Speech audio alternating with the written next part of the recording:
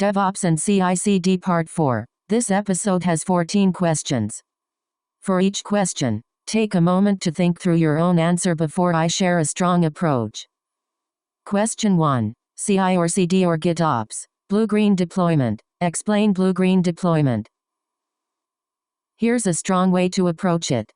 Blue-green deployment is a release strategy where two identical production environments are maintained. Blue environment current live production version, green environment new version to be deployed. The new application or ML model version is deployed to the green environment while the blue environment continues serving live traffic. Once testing and validation are successful, traffic is switched from blue to green with minimal downtime. If any issue occurs after deployment, traffic can quickly be redirected back to the blue environment, making rollback fast and safe. In MLOps and DevOps, blue-green deployment is commonly used to minimize downtime during releases, reduce deployment risk, enable fast rollback, validate new models or application versions safely. It is usually implemented using Kubernetes services and ingress load balancer, CI or CD pipelines, cloud traffic management tools. Compared to canary deployment, blue-green deployment switches traffic completely between environments, while canary deployment gradually shifts traffic in phases.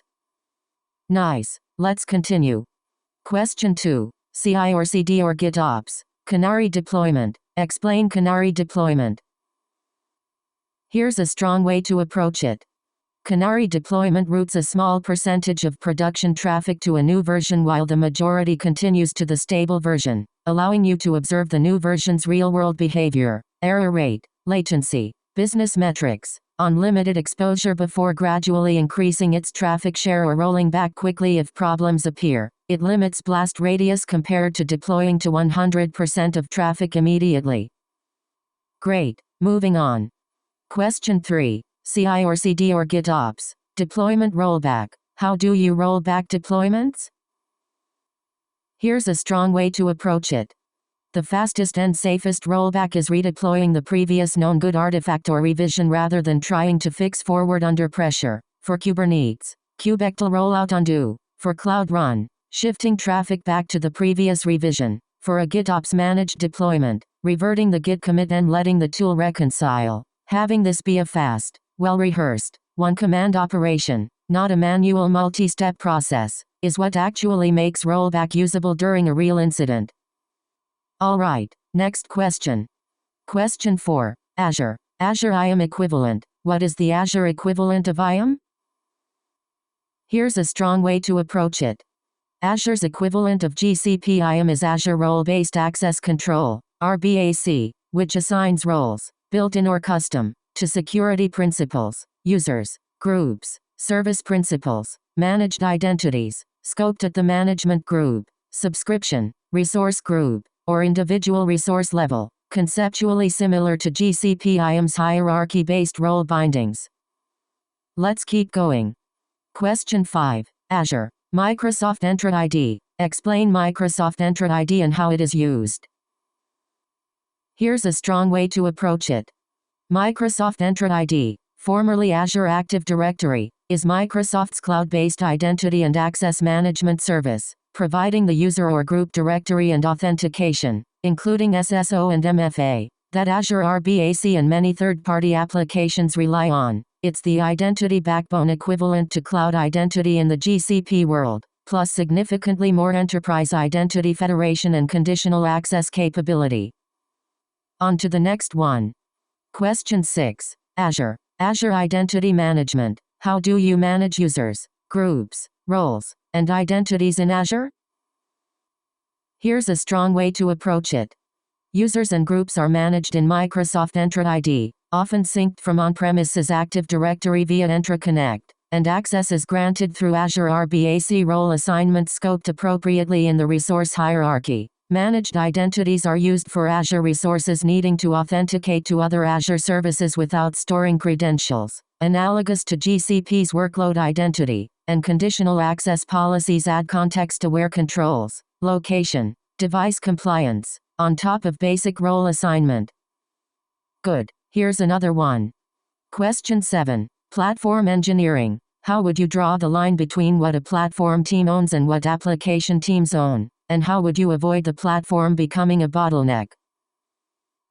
Here's a strong way to approach it. The platform team owns shared, cross-cutting infrastructure and the golden paths that encode best practices, while application teams own their own business logic and any configuration genuinely specific to their service. Avoid becoming a bottleneck by making the platform self-service by default. Teams don't wait on a ticket for routine needs, and only gating on human review the things that genuinely carry high risk. So the platform team's involvement scales with actual risk rather than every request needing their direct attention. Nice. Let's continue. Question 8. Platform engineering. How would you design multi-tenancy for an internal developer platform so one team's misconfiguration or spike can't affect another team's workloads? Here's a strong way to approach it.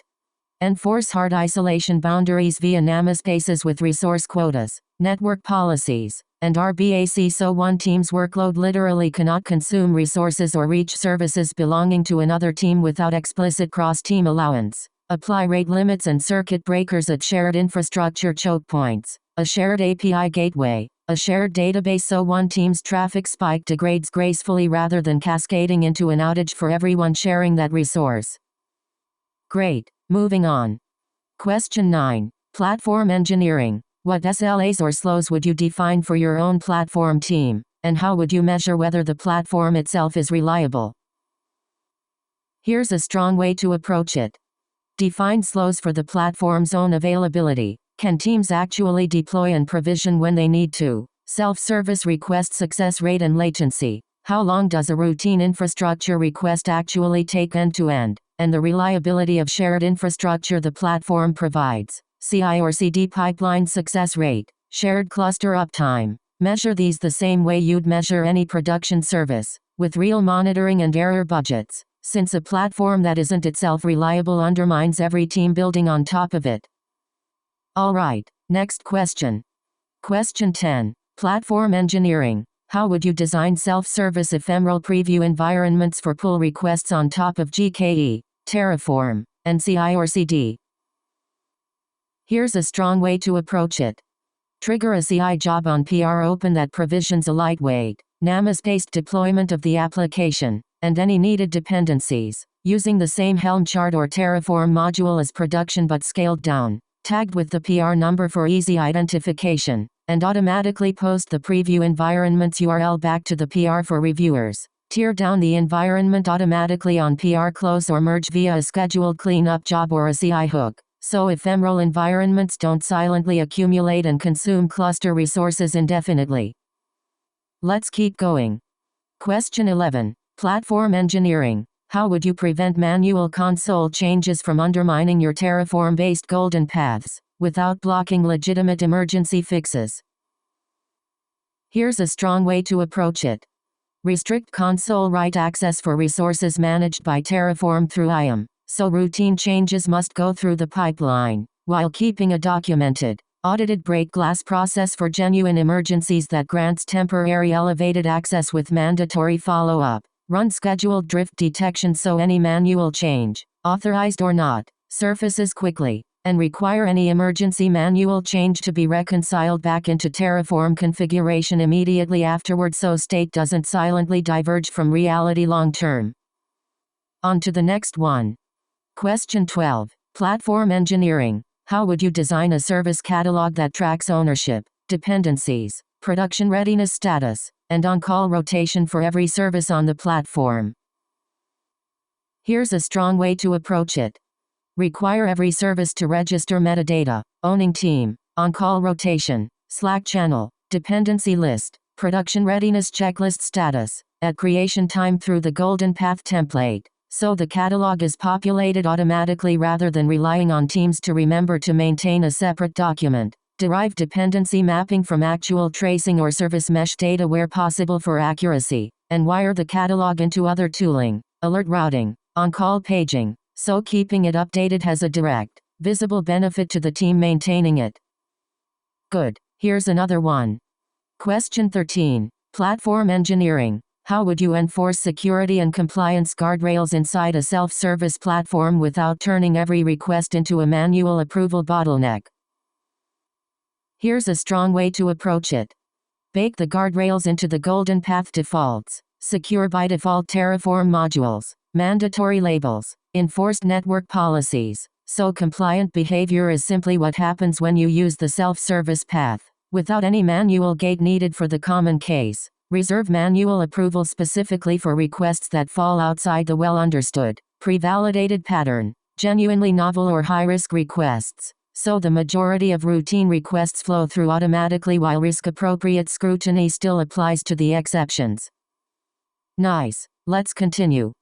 Question 14. Platform engineering. How would you decide between building a custom internal developer platform versus adopting Backstage, Port, or another off-the-shelf IDP?